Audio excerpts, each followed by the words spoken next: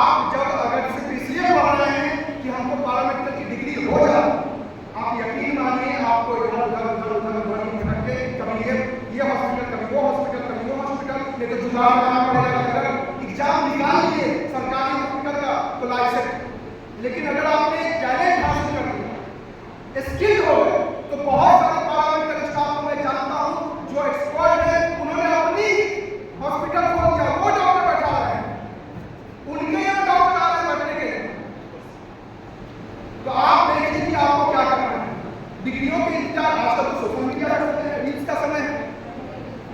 अब जैसे आज का यह कार्यक्रम है तो कार्यक्रमों का अपना मतलब होता है, लेकिन अब सोशल मीडिया पे ज्यादा समय हमारा जा रहा है, तो हम स्किल्ड नहीं हो पाएंगे। आप सभी जो हमारे छोटे भाई हैं, जो हमारी बहनें हैं, आपसे मैं यही कहना चाहता हूं कि नौकरियों की कोई कमी नहीं है, और खास करके जिस प्रोफेशन में आप हैं, जिसकी पढ़ाई आप कर रहे हैं, नौकरियों की कोई कमी नहीं है। पैरामेडिकल स्टाफ की पूरे भारत में इतनी कमी कि हजारों लोगों पर से एक पैरामेडिकल स्टाफ, बहुत वैकेंसी होने वाली। आपको बस स्किल्ड होना है, आपको अच्छे से पढ़ाई करनी है। साथियों, आज हम लोग मानवाधिकार के विषय पर बात करने के लिए उपस्थित हुए हैं।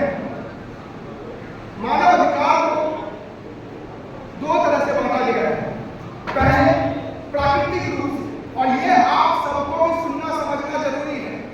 आप नहीं समझेंगे आज, तो कल जब आप किसी हॉस्पिटल में प्रैक्टिस करेंगे और आपकी सैलरी लो नहीं जाएगी, तो आपको मालूम नहीं होगा कैसे लगाना, आपको पैर पकड़ना पड़ेगा। अगर आपको अपना अधिकार मालूम होगा तो आपको किसी का पैर नहीं पकड़ना पड़ेगा। अधिकार जानिए, नहीं तो गुलाम हो जाएंगे। आज आपको लग रहा होगा कि कितना बोरिंग सब्जेक्ट पे सर ने कार्यक्रम कर दिया है, आप छात्र हैं तो मजबूरी में बैठना पड़ेगा।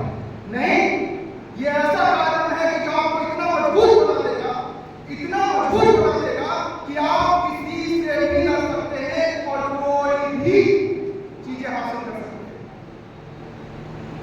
आप आज यहाँ पढ़ाई कर रहे हैं, लेकिन आपके गांव में कोई जबरदस्त आदमी आपके अपने पिताजी और दादाजी का जमीन हड़प रहा, आप अधिकार के बारे में मालूम ही नहीं है, तो आप कर ही नहीं सकते, आप चुपचाप बैठे हैं। इसलिए आपको अधिकार के बारे में मालूम होना बहुत जरूरी है। मेरे जो भी साथी नाश्ता बांट रहे हैं, वो या तो रुक जाए या बांटे, फिर हम लोग बात करें। कार्यक्रमों में जब भी संबोधन हो तो एक्टिविटी नहीं होना चाहिए। ये कार्यक्रमों का एथिक्स के खिलाफ है। उस समय में अब जैसे कुछ बच्चे हैं जो बाहर गए हैं, तो ऐसे